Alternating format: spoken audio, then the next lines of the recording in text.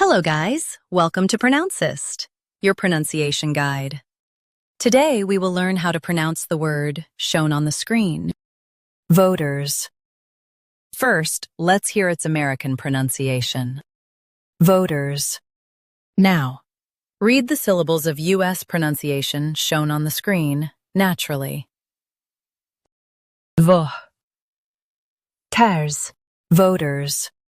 V. Ters. Voters. Now, let's focus on British pronunciation of this word. Votes.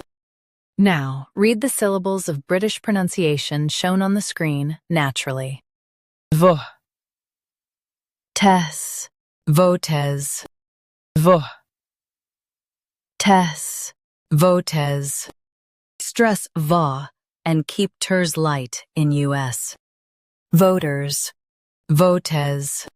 Practice repeatedly and you'll soon be able to say this word perfectly. The best way to practice is to repeat the syllable multiple times.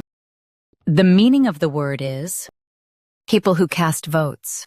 Try repeating this word several times to improve your pronunciation.